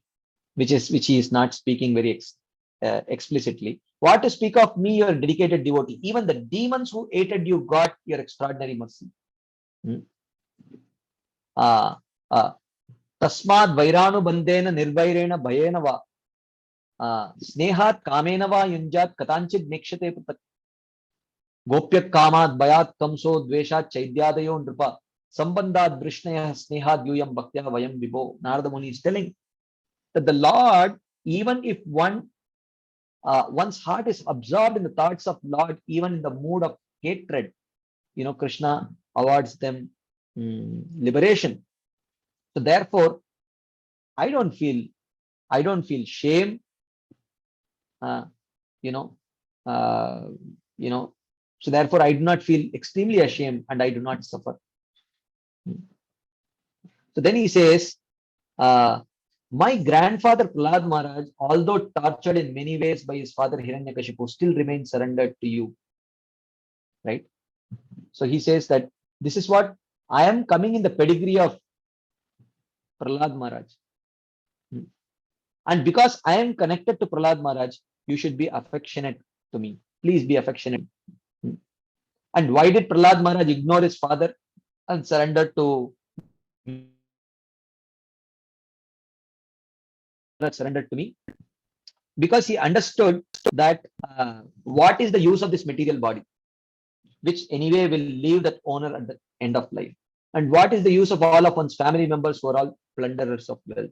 What is the use of a wife who is the source of increasing material bondage? And what is the use of houses which simply wastes away life? So discerning in this way, my grandfather surrendered to your lotus feet, which dispel all fear. Yeah. Even though you destroyed his whole family. And I wish to follow in the footsteps of my grandfather. So therefore, Bali Maharaj says, only by good fortune have I been brought under your lotus feet. Daivena Nitaha. It is only by good fortune, and the good fortune is my connection with Prahlad Maharaj. Tyajita Shrihi Atmaripo Api. Deprived of all my wealth by you who are the enemy of our family. So he says, Atma Ripoho means you are the enemy of my family. Ripu means family. But Atma also means the gross body and subtle body. So by addressing the Lord as Atma Ripu, externally other people understand that that the Lord is the enemy of Bali Maharaj's family. But in reality, he wants to say, you are the enemy of my gross body and subtle body. You want to take my gross body and subtle body and away, and you want to give me residence at your lotus feet. With intelligence blinded by this wealth, a person does not realize the temporary nature of life, where death is continually present. So, like that. At that moment, Prahlad Maharaj and Bali Maharaj could not offer befitting respect to Prahlad Maharaj as he had done before. So he simply offered respectful obeisances with his head, while his eyes were filled with tears and his face was lowered in shame. Why was Bali Maharaj feeling ashamed? So, because Bali Maharaj was in a state, he was bound. So, therefore, it would indicate that probably he has committed some offense in order to be bound up. That is one reason. Otherwise, or he was ashamed to see Prahlad because he had suddenly forgotten his constant teachings. The grandfather Prahlad Maharaj had taught Bali Maharaj, don't be proud of giving your charity. Don't be proud of being a charitable person. He had told. And for a moment I forgot. And therefore, out of shame, he had his head lowered. So when Prahlad Maharaj saw the Supreme Lord seated there, he approached the Lord, offered respects. And he had all symptoms of ecstatic symptoms. And then he spoke to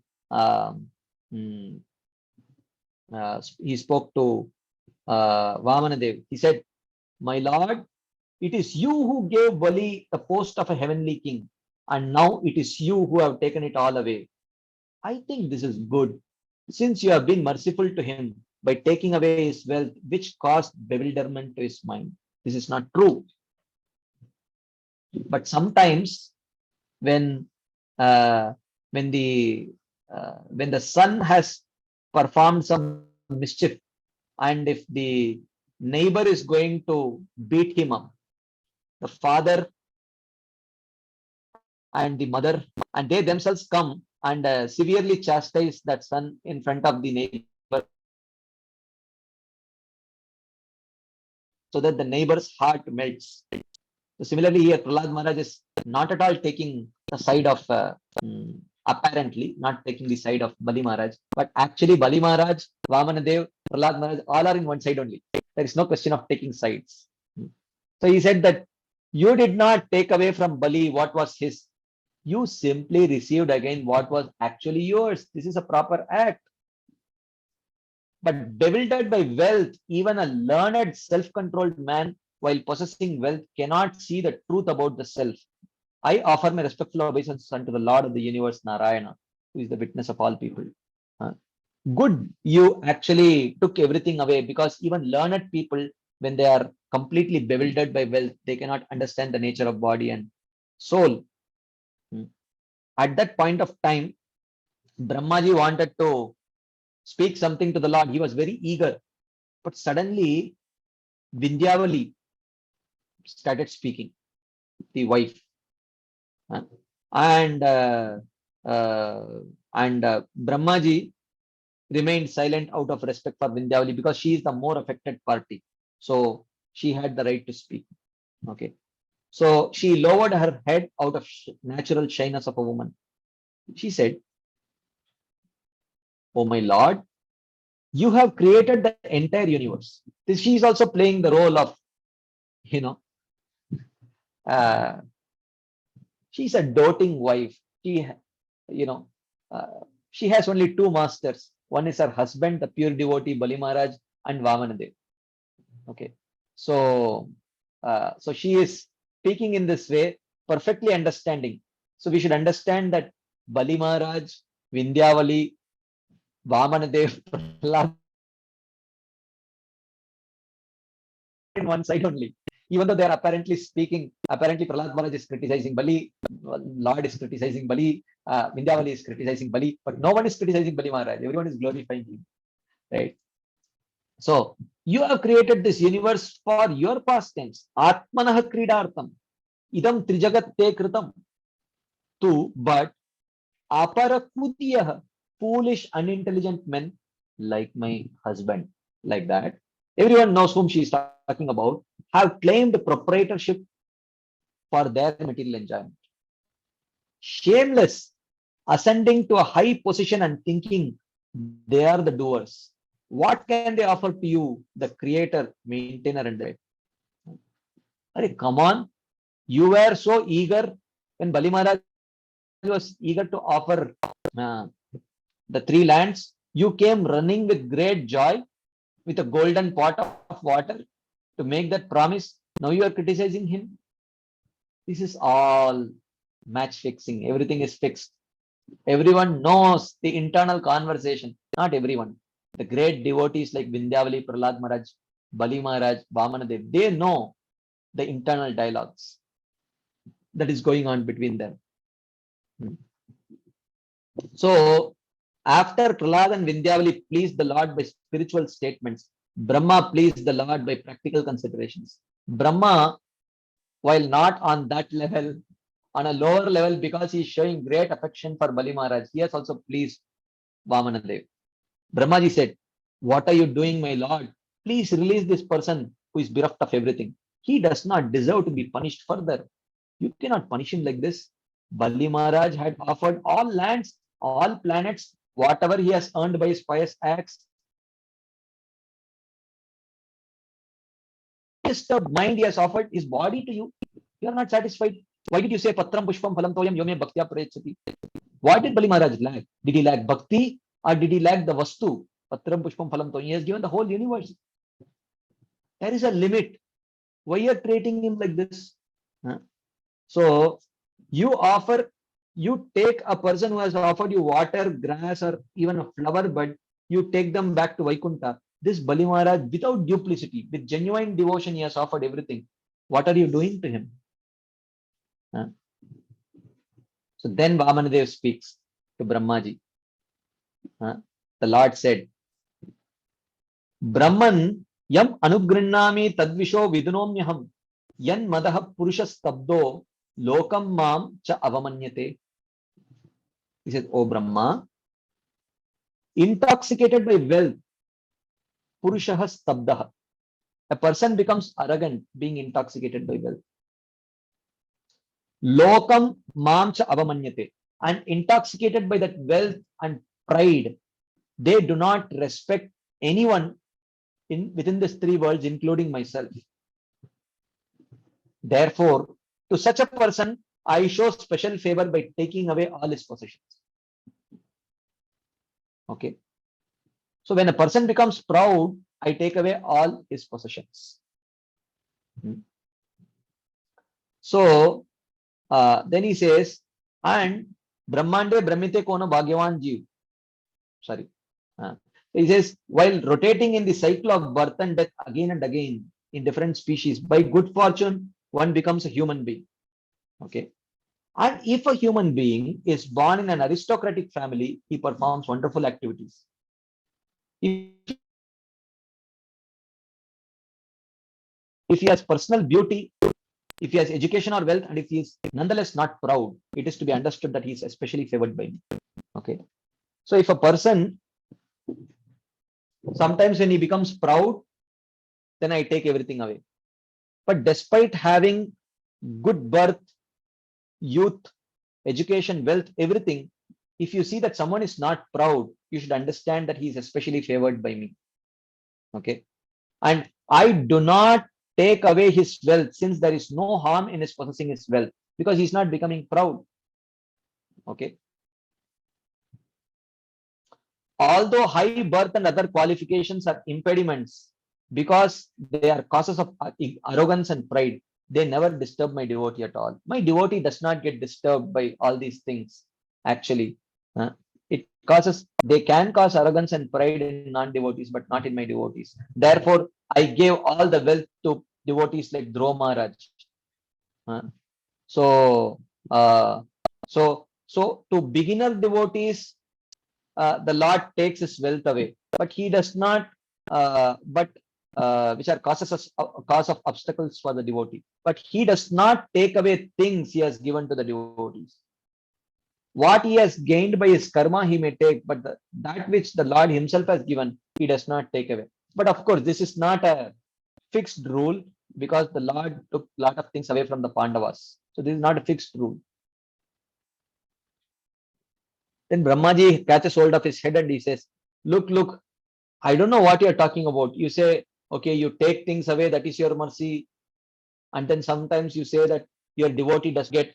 Which category does Bali belong to? What type of mercy are you showing to Bali Maharaj?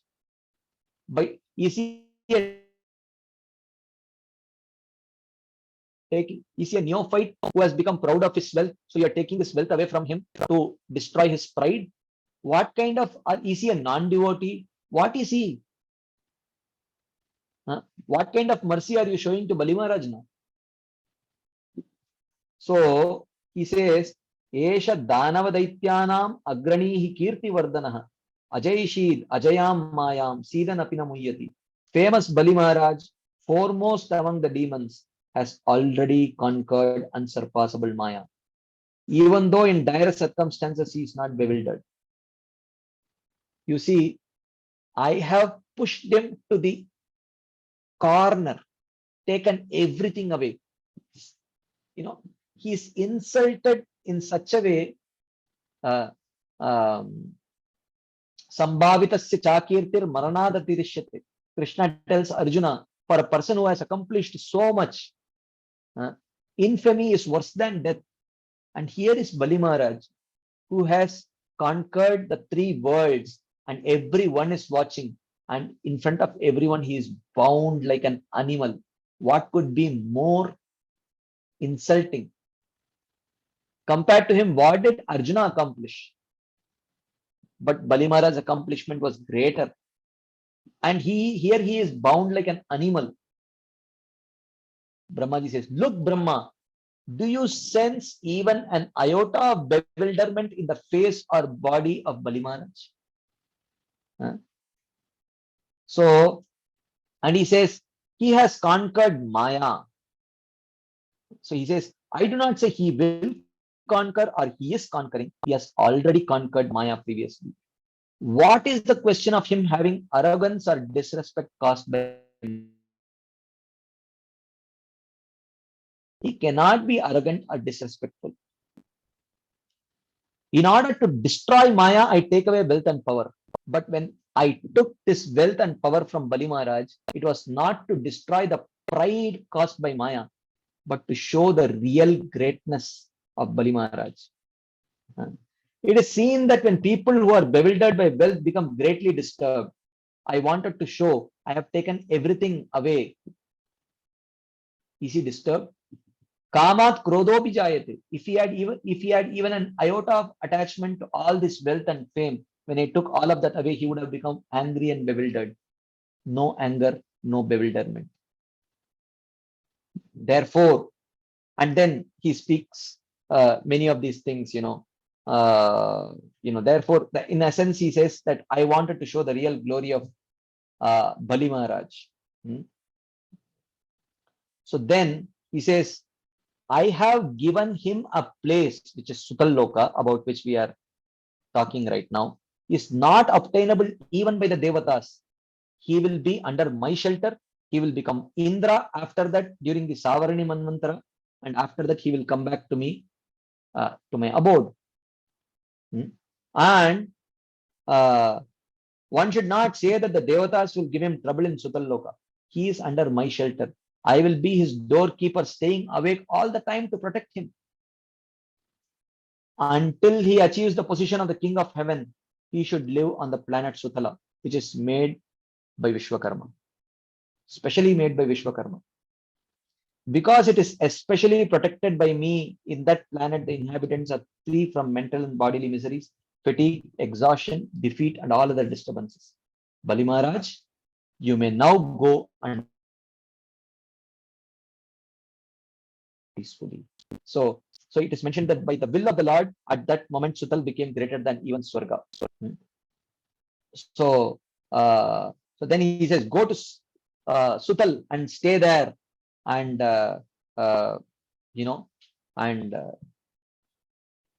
my disc will kill all the demons who transgress your rule. I shall always be there with you and give you protection in all respects. I will remain near you. And please don't think that your consciousness will get degraded in the association of demons, because in your association, all these demons will become devotees, and together you all can do Nama Sankirtan. Right? So then Bali Maharaj then accepted this order of the Supreme Lord, and with his eyes filled with tears, his hands folded with devotion, he said, Bali Maharaj spoke. He says,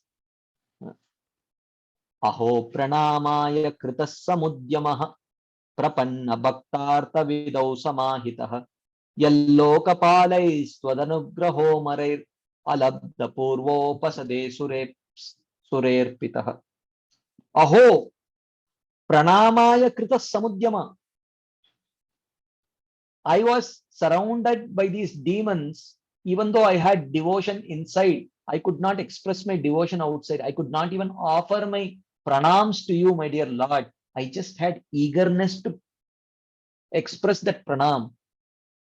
Prapanna bhakta arthavidau samahitah. I just expressed internally and show some respect to you, and you have given me abode which is attained by the perfect of the surrendered devotees. Asura apasade, I am just a low demon. Tvat anugraho arpitah, but I have received your rare mercy. Yet alabdha purvaha, which has not been received previously by anyone. Lokapalai ramare, even by the devatas. So he says that how is it possible? So after speaking in this way, Bali Maharaj offered his obeisances first to the Supreme Lord, and then to Lord Brahma and Shiva, and then he was released from the Varuna Pash, and then he entered Sutal planet. Okay, and then everything was handed back to Indra. The Swarga was handed back to Indra, and Aditi's desire was fulfilled. Then Prahlad Maharaj comes, and he spoke to the Supreme Lord, and he says, my dear Lord, what is happening here? We have attained mercy that Brahma, Lakshmi, or Shiva, what to speak of others, have not attained. You whose lotus feet are worshipped by the most respected persons in the universe are the protector of us demons in all respects. You are the greatest. And then in this way he speaks many beautiful prayers. So, and then the Lord says, my dear Prahlad, you also go to Sutala, and you will have my constant association there. Like that, he says. Then, accompanied by Bali Maharaj, Prahlad Maharaj, the chief of the demons, all of them went, and then he has a beautiful conversation with Shukracharya. I will not speak about this conversation. I will take just 2 more minutes of your time, just to make a very important point here. Actually, Mm, mm. In one sense, if you see Bali Maharaj's pastime, Bali Maharaj and Vamanadev's pastime, it is not that uh, uh, this pastime is there only in Srimad Bhagavatam. This pastime is there in many literatures. So just to help you understand the nature of books, the nature of literatures. In all the other literatures, the whole presentation of Bali Maharaj versus Vamanadev is presented as a battle between Dharma and Adharma. And in all the presentations, Vamanadev is the hero, Indra is the benefactor, and Bali Maharaj is the villain. And the Vamanadev's act of sending Bali Maharaj to Sutal Loka is seen as an act of Vamanadev abandoning the villain to the hellish planet. The presentation, because those scriptures are meant for people who are on the platform of karma, who has to think in terms of dharma, adharma. But in Bhagavatam is the only literature where the devotional side is zoomed in and the internal conversations, we become privy to the internal conversations that are happening. Anyone who hears Bhagavatam's presentation of this episode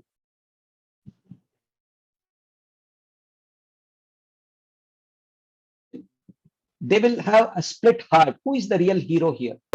I am sure most people will side with Bali Maharaj and not Vamanadev. At the most, it would be an even contest between Vamanadev and Bali Maharaj. No doubt. Indra is a non-entity here. He does not even get the credit of being a villain.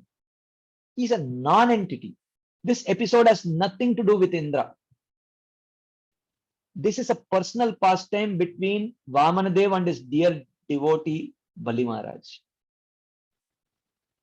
So therefore in books which are meant for devotees, like Srimad Bhagavatam, which is primarily a devotional literature, the focus light of the pastime is shifted to the hearts, what is happening internally within the heart.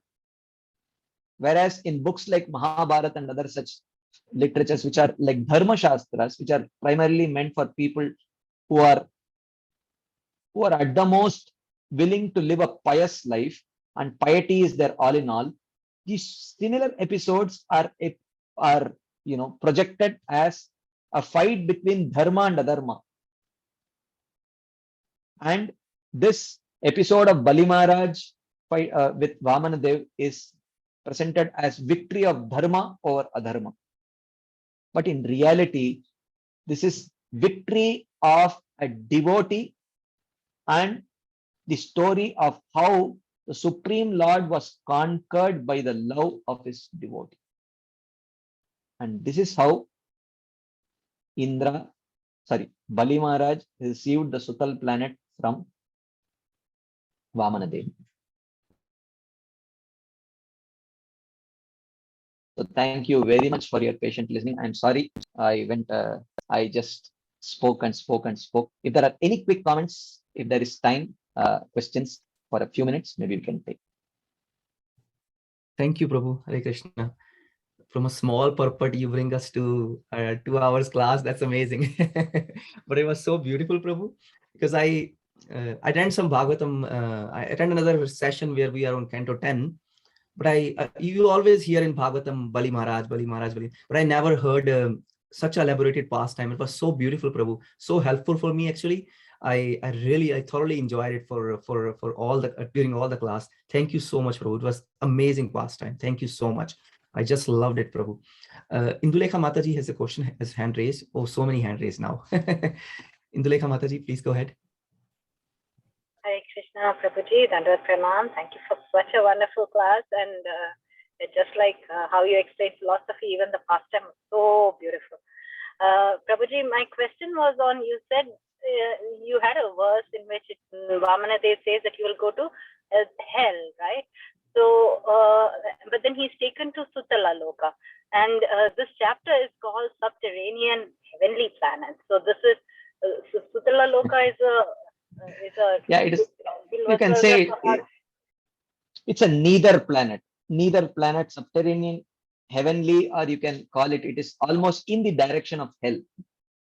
That way, Niraye, in the direction of hell, like that. Not literally hell, in the direction of hell. Thank you so much. Sureshwar Shampro. Yeah, Hare Krishna, Prabhu. Thank you very much, Prabhu.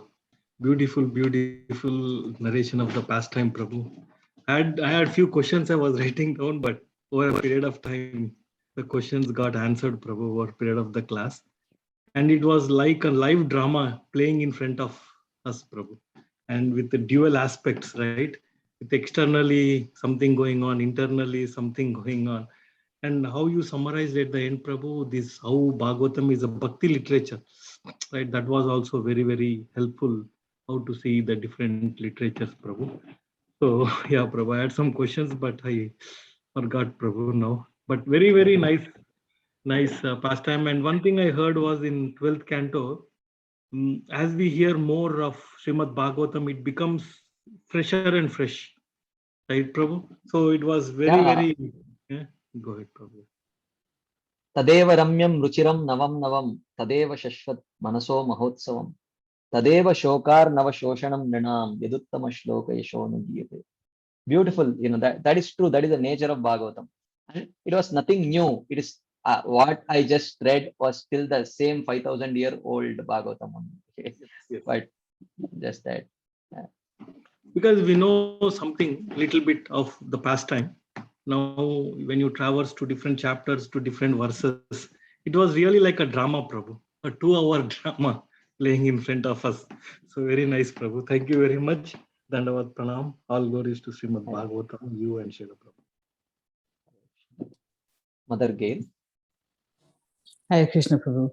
Yeah, you also answered a few of my questions that I had, but a couple leftover ones is, one is, it's always puzzling to me that Shukracharya knew full well that Krishna is Vamanadev is the Supreme Personality of Godhead, as he knew everything that devotees know, yet he could still speak to Bali Maharaj the way he did against the personality of Godhead. And I know you said that is because of some offense, which I'm curious about what that offense was, but even knowing that it was due to some offense, he was still speaking truth about the Supreme Personality of Godhead. So how he was able to know this, yet still, advise against against Vamanadev is puzzling to me.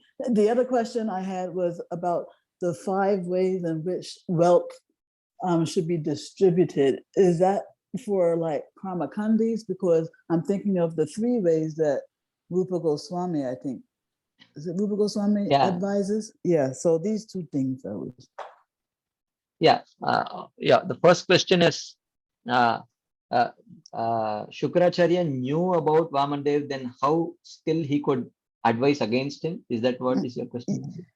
Yeah, he knows he's the Supreme Personality of Godhead who owns everything already.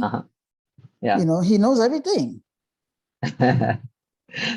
Well, I mean, this should not be surprising because we also many times know a lot of things, but sometimes out of greed, sometimes out of lust, sometimes out of the urge of so many urges, we get carried away, right?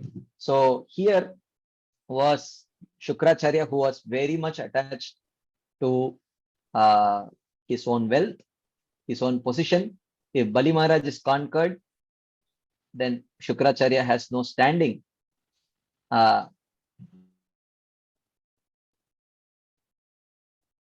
Of course, what to do? Shukracharya has taken the position of siding with the demons and in desperation, and especially because it is mentioned that he was consumed by his own offensive mentality, even though you know the truth, sometimes you cannot act on it because of your own attachments.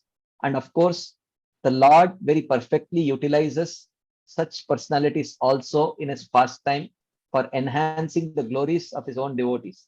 If Shukracharya played such a critical role in bringing out the true glory of Bali Maharaj. I mean, the whole episode took, Bali Maharaj's glories went up to such a level uh, uh, just because he took a stance against his own guru, despite knowing that he was going to get cursed by his own guru. And there were so many other episodes where when the demons, when the demigods, when Indra disrespected Brihaspati, lost everything to the demons. And here is, and that disrespect was very subtle. But here were the demons who were very conscious about never disrespecting their guru because they knew, because they always wanted to win. And this was a historical stance that Bali Maharaj was taking to openly disagree with his guru just for a small Brahmana boy who had asked for 3 paces of land. And this, and Shukracharya played such a critical role in our appreciating Bali Maharaj actually. Sometimes the villain actually helps you love the hero more actually, because the hero is against all the odds, against all the evil schemes of the villain, and that makes you love the hero all the more. So, and Shukracharya was utilized by Vamanadev to glorify his dear devotee, and he rewarded, because Shukracharya played that role to glorify his own devotee. He rewarded Shukracharya by allowing him to accompany Bali Maharaj to Sutal Loka. So that is the glory. I wonder then, is Shukracharya a Nitya Siddha, just playing role, or? I don't think so. No. Uh-huh.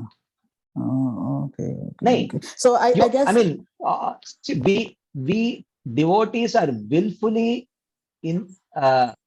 inspired to act as instruments, but the Lord can utilize unwilling instruments also. Yeah. So yeah. And so Shukracharya, let's say he was plagued by the same problems that we ordinary jivas have of this. Remember in your other class you're talking about the competition between our values and our swabhav type thing, well, right? in one sense, Shukracharya in that sense did not have like pure devotional values. I mean, of course, he always knew that the demons were against the devatas, and the Supreme Lord was always siding the devatas. It's not that he did not know, but every time they fought with the devatas, they were practically siding against the Lord only, in one sense. Yeah, I just find it interesting that I know you said that we are in the same category, but I just find it interesting that he knows so well about the glories of Vamanadev, yet even despite knowing will be against him, because in our case we know, but we are not making deliberate effort to go against Krishna. We are just succumb to our bad side, but in this case, it's not that he's in the case of Shukracharya also, but he does have a value system, he does have some knowledge, but his attachments, he's succumbing to his attachments here. Yeah. Yeah. Mm-hmm. he does not have pure devotional value system, but he does have some intermediate value system, some knowledge that he is the Supreme Lord. You cannot defeat the Supreme Lord, but still his offensive mentality and his attachments have covered his eyes and sort of. Okay, but it's not that he has the same values as, I mean, No, obviously no. he's and I know quickly the other question was, about the 5 versus the 3. Yeah, that is just for people who are on the platform of karma. That is not Yeah, like a right. yeah. Karma Kandi type, right? Yeah. Okay. Thank you so much, Prabhu. Hare Krishna. Thank you so much, Prabhu, for answering all the questions too. Thank you so much for your services, Prabhu, and thank you for such elaborated presentation. How much time you put in there, I don't know, but it's amazing. I don't think there is any more questions or realization. So with your permission, we can end the class, Prabhu. Thank you, Prabhu. Thank you. I think your video is frozen now. Haribol. Haribol. Hare Krishna, Prabhu. Yes, so I Okay, think I okay, had okay. some internet connection problem. Okay, you're back. Okay, Prabhu. I was asking if with your permission, we can end the class, Prabhu, right? There is no more questions. Yes. I'm sorry. Okay. I took more time. No. Don't be sorry, Prabhu. It was all nectar. We all enjoyed it so much. I personally just loved that class. I'm probably gonna watch it again on YouTube for some points, but it was amazing, Prabhu. Thank you so much, Prabhu. Thank you. So, Prabhu, please give us your association again in the future. We all want you again. Please, we'll love you on the call, Prabhu, all the time with your lectures. So, dear devotees, let us pay our obeisances to Prabhuji, please. Vancha kalapataru bhashyacha kripa sindhubhe vacha patitanam pavanebhyo vaishnavebhyo namo namah. ग्रंथराज Shrimad Bhagavatam की जय, जगत गुरु शीला प्रभुपाद जी की जय, इस great Balram शक्ति प्रभु की जय. Thank you so much, Prabhu. Again. Thank you, Prabhu. Krishna, dear devotees. Yeah, I think all the devotees are muted. That's why they can't say anything. Hare Krishna, dear devotees. We'll end the call here. Thank you all for joining, and see you again tomorrow. Thank you, Mataji. Thank you, Radhe Radhe. Thank you, Prabhu. Radhe Radhe. Radhe Radhe.